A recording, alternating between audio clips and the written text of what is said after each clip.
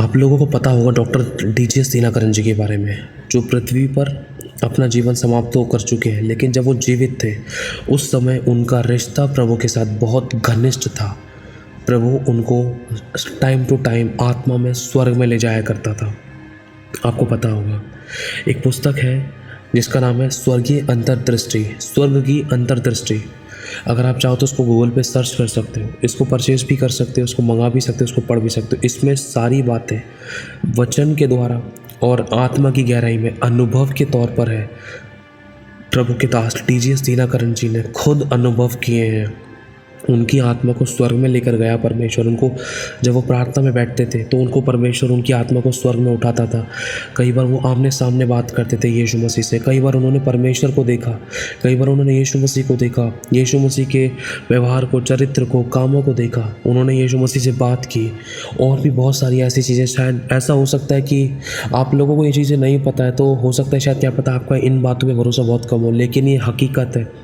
हमारे मानने या ना मानने से ये बातें झुटलाई नहीं जा सकते। ये सच्ची गवाहियाँ हैं, ये सच्चे अनुभव हैं खुदावंत के पवित्र दास के, जिनका नाम था डीजीएस दीनाकरन जी। वो आज प्रभु में सो चुके हैं, आज धरती पर जीवित नहीं है, लेकिन प्रभु के पास वो जीवित है। उनका एक अनुभव था यहूदा की आत्मा के विषय में। मैं वो बातें आपके सामने पढ़ूंगा, ध्यान से समझना, ये ज़रूरी है। ये हकीकत है, ये सच्ची गवाही, ये सच्चा अनुभव था खुदावंत के पवित्र दास का, जो आपके सामने अभी रखा जाएगा, ताकि आप और मैं इन बातों को सीखें, ताकि हम जान लें कि ये बात सच है और सच्चाई है। खुदावंत सच्चा न्यायी है। अगर हम देखें इस बात को, इसका पेज नंबर 164 पे यहूदा की आत्मा के विषय में लिखा है इन सब बातों के साथ जो सबसे अविस्मरणीय है दृश्य था, वह था यहूदा की आत्मा की बेचैन एवं दर्दनाक दशा, जो कि हमारे प्रभु यीशु मसीह का वह शिष्य था जिसने उसे पकड़वाया था। जिस स्थान पर यहूदा की आत्मा को रखा गया था वह निश्चित रूप से नरक में था, किंतु एक दूरस्थ एवं सुनसान जगह पर था। वहाँ तक कोई भी दूत या दुष्ट आत्मा या किसी अन्य व्यक्ति की आत्मा नहीं पहुँच सकती थी। परमेश्वर के स्वर्गदूत ने मुझे बताया कि जब यहूदा की आत्मा उसकी दर्दनाक आत्महत्या, जैसे कि मत्ती 27 अध्याय 5वीं आयत में लिखा है, हम समझ सकते हैं, जब आत्महत्या के बाद नरक में पहुंची, मतलब जब यहूदा की आत्मा उस दर्दनाक आत्महत्या के बाद में नरक में पहुंची, जब एक मनुष्य आत्महत्या कर लेता है, आत्महत्या के बाद उसकी आत्मा कहाँ जाती है? नरक में। क्योंकि लिखा है तेरा शरीर मेरे पवित्र आत्मा का मंदिर है, जो इसे नाश करेगा उसको मैं नाश कर दूंगा। इसीलिए मेरे भाई और बहनों, आपको और हमें कभी किसी को भी सुसाइड अटेम्प्ट नहीं करना है और दूसरों को भी आत्महत्या करने से बचाना है, क्योंकि आत्महत्या करना किसी बात का हल नहीं है। ये अपने आप को अधोलोक में पाने के बराबर था, क्योंकि सच्चा अनुभव था प्रभु के एक दास का। लिखा है कि परमेश्वर के स्वर्गदूत ने मुझे बताया कि जब यहूदा की आत्मा उसकी दर्दनाक आत्महत्या के बाद नरक में पहुंची, तो ऐसा प्रतीत हो रहा था कि शैतान यहूदा को, जो कि प्रभु यीशु मसीह के निकटतम शिष्यों में से एक था, छेड़ने व सताने के महान अवसर को पाकर उल्लासित हो रहा था। मतलब जैसे ही यहूदा ने आत्महत्या की, तुरंत उस आत्महत्या के बाद यहूदा की आत्मा तुरंत नरक में पहुंच गई। जैसे ही यहूदा की आत्मा नरक में पहुंची, वैसे ही मेरे भाई और बहनों, शैतान उसको देखकर बहुत खुश हुआ, आनंदित हुआ, मगन होने लगा। अरे ये तो यीशु मसीह का पवित्र चेलों में से एक है, अरे इसको सताने और इसको दुख देने में और आनंद आएगा। समझ रहे हो? लिखा है कि शैतान यहूदा को, जो प्रभु यीशु मसीह का निकटतम शिष्यों में से एक था, छेड़ने में सताने के महान अवसरों को पाकर उल्लासित हो रहा था शैतान, कि अब मैं इसको सताऊंगा, इसको छेड़ूंगा और इसको दुख दूंगा। लिखा है वह इस बात से पुलकित हो रहा था कि अनंत नरक में स्वयं परमेश्वर के पुत्र के शिष्य के समूह में से एक अति बहुमूल्य तथा अनमोल शिकार आया है। मतलब शैतान इस बात से बहुत खुश हो रहा था कि यीशु मसीह का पवित्र 12 चेलों में से एक चेला, जो बहुत महत्वपूर्ण था, एक एक चेला बहुत महत्वपूर्ण था मेरे भाई और बहनों, आपको पता होगा। जैसे पौलुस के द्वारा 12 पत्रियाँ लिखी गई है ना, वो एक अलग था, यीशु मसीह के जी उठने के बाद की वो बात है। लेकिन अगर हम देखें जिन चेलों को यीशु मसीह ने चुना था, जो 12 चेले थे, वो सब 12 के 12 चेले बहुत महत्वपूर्ण थे। उसमें से एक थोमा था जो हमारे भारत देश में आया था। अगर थोमा भारत देश में नहीं आता तो हम यीशु के बारे में इतनी जल्दी नहीं जान पाते। तो एक एक चेला बहुत महत्वपूर्ण था। अगर हम देखें तो उसमें से एक चेला था यहूदा।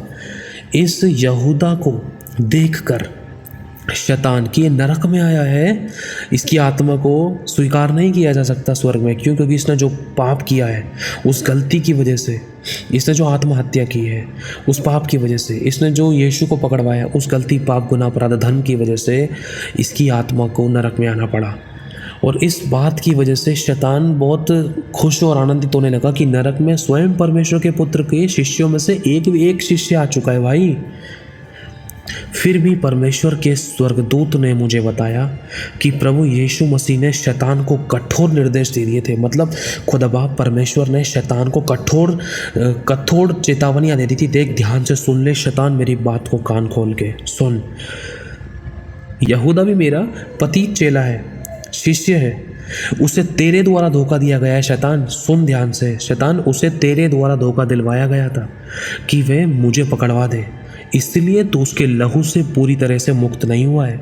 ध्यान से सुन, शैतान तू उस यहूदा के लहू से तो पूरी तरह मुक्त नहीं हुआ है, क्योंकि वो तेरे द्वारा भरमाया गया था, तेरे द्वारा धोखे में आया था, वो तेरे द्वारा धोखा दिलवाया गया था उसको कि वो मुझे पकड़वाए, इसलिए तो उसके लहू से पूरी तरीके से मुक्त नहीं है।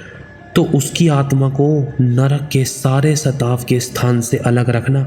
मतलब यीशु मसीह शैतान को कह रहे हैं, अंधकार की शक्ति को कह रहा है, शैतान के राजा को कह रहे हैं, समझ रहे हो, कि मेरे चेले यहूदा की आत्मा को नरक के सारे सताव के उन स्थानों से दूर रखना।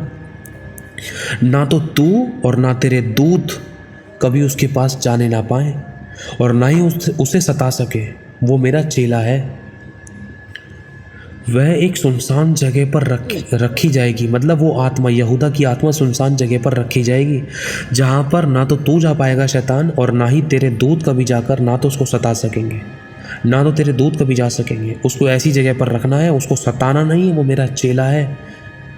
निश्चय ही मेरा न्याय उस पर इस संसार के न्याय करने को मेरे अंतिम आगमन पर प्रकट होगा। ध्यान रख, हाँ, मेरा न्याय उसके ऊपर प्रकट होगा जब मैं अंतिम आगमन में आऊँगा। मैंने एक बार फिर यहूदा की ओर देखा। मतलब डीजीएस दीनाकरण जी को प्रभु ने आत्मा में उठाया, तो उस समय डीजीएस दीनाकरण जी ये सब बातें देख रहे हैं और स्वर्गदूत जो उनको बातें बता रहे हैं वो सब बातें सुन रहे हैं डीजीएस दीनाकरण जी। अब डीजीएस दीनाकरण जी फिर दोबारा से यहूदा की ओर देखते हैं। यहूदा को जिस जगह पर बंद कर दिया गया था, सताव से अलग, नरक से अलग, मतलब नरक की ही वो जगह थी, नरक के सारे सताव के अलग स्थान में रखी गई थी यहूदा की आत्मा। लिखा है जब डीजीएस दीनाकरण जी ने एक बार फिर यहूदा की ओर देखा, वास्तव में नरक के एक दूर के कोने में वह अकेला पाया जाता था। वह बेचैन था, वह थोड़ी देर बैठता था और फिर अचानक कूद कर चिल्लाता था, मैंने उसे यीशु को पकड़वा दिया, मैंने यीशु को पकड़वा दिया, मैंने यीशु को पकड़वाया। वो बेचैन था, वह थोड़ी देर बैठता था और फिर अचानक कूद कर चिल्लाता था, मैंने प्रभु यीशु मसीह को, मैंने उस यीशु को पकड़वाया, मैंने उस यीशु को पकड़वाया। वह अपने सिर को अपने हाथों में रख कर ज़ोर ज़ोर से रोने लगता था। मतलब अपने सर को पकड़कर वो ज़ोर ज़ोर से रोता था। थोड़ी देर में धीरज रख कर बैठता था और विश्राम करता था और फिर से उस महान परमेश्वर के पुत्र को पकड़वा देने का कष्टदायी आभास लौटता था। मतलब बार बार यहूदा के साथ ये होता था। थोड़ी थोड़ी देर तक वो शांत बैठता था, फिर थोड़ी देर में फिर से वो चिल्ला पड़ता था कि मैंने उस यीशु को पकड़वाया, मैंने उस यीशु को पकड़वाया, मैंने उस यीशु को पकड़वाया। थोड़ी देर तक वो चिल्लाता था, वो रोता था, बार बार यही बात कहता था। फिर थोड़ी देर बाद वो धीरज धरकर थोड़ी देर तक बैठ जाया करता था, फिर विश्राम करता था। फिर अचानक यही सब बातें फिर से रिपीट होती थी, फिर से रिपीट। फिर से उसने महान परमेश्वर के पुत्र को पकड़वा देने का कष्टदायी आभास लौटता था उसके अंदर और वह फिर जोर से चिल्ला उठता था। ओह, ये बड़ा दर्दनाक नज़ारा था। प्रभु के दास डीजीएस दीनाकरण जी कह रहे हैं, इसने मुझे इस बात का निश्चय दिला दिया कि नरक वास्तविक है और हर प्रकार से क्रूर जगह है। मतलब यहाँ पर साफ पता चलता है, प्रभु के दास टीजे दीनाकरण जी ने इस बात को क्लियर कर दिया था कि नरक सच में वास्तविक है और ये बहुत क्रूर है। ये सारे हृदय को हिला देने वाला दृश्य दिखाने के बाद और मुझे पृथ्वी पर इस स्थान से वापस मेरे घर पर पहुंचाने के पहले परमेश्वर के स्वर्गदूत ने मुझसे कहा, अब इस मज़ेदार बात को देख। उसने बस फुसफुसाकर कहा, यीशु यीशु। बस इतना ही कहा था, सारी दुष्ट आत्माएं उठ खड़ी हुई, पूर्णतः परेशान, अव्यवस्थित तथा चौकन्नी हो गई। वे सब अचल खड़ी हो गई। अपने कानों को तेज करके वे सब एक साथ चिल्लाई, क्या वह आ गया है? क्या वह आ गया है? क्या वह हमें हमारे समय से पहले सताने आ गया है?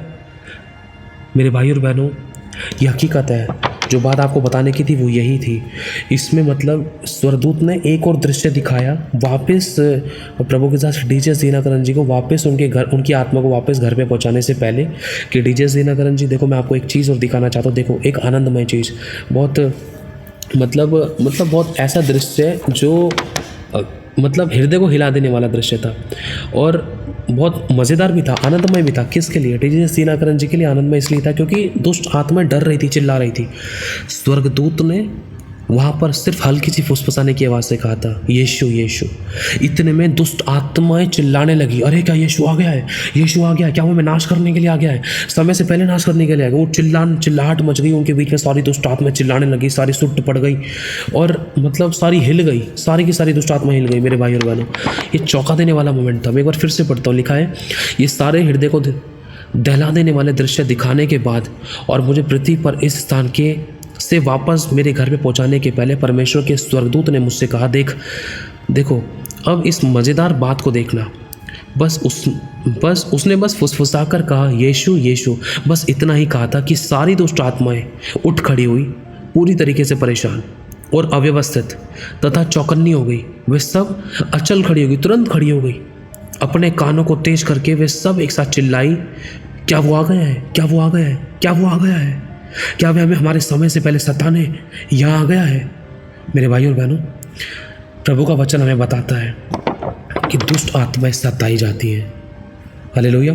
तो इस बात से आपको मुझे पता चलता है कि जो यहूदा की आत्मा थी वो नरक से दूसरी जगहों पर, मतलब नरक के सारे सताव के स्थानों से अलग किसी दूसरी जगह पर रखी गई है। इस बात से आपको मुझे पता चलता है कि नरक सच में है और सताव भी। मेरे भाई और बहनों, किसी का स्टाप नहीं चलता, ये वचन बता रहा है। तो इस बात से आपको मुझे पता चलता है कि नरक एक सत्य है।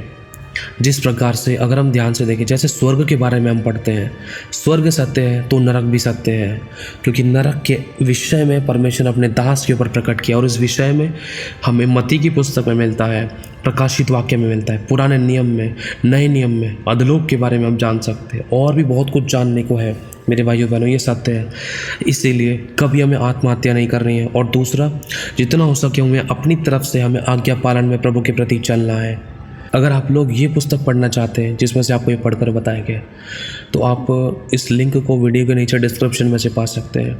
और ये पुस्तक सच्ची है, ये प्रभु के दास डीजे दीनाकरण जी के खुद के अनुभव थे। और भी बहुत सारी गहरी बातें अगर आप पढ़ोगे तो आपकी आंखों से आंसू आ जाएंगे और ये सच्ची गवाहियाँ इसमें लिखी हुई हैं। हालेलुया। आप यूट्यूब पर भी इसको, गूगल पर भी सर्च कर सकते हैं। प्रभु आशीष आप सभी को जय मसीह की।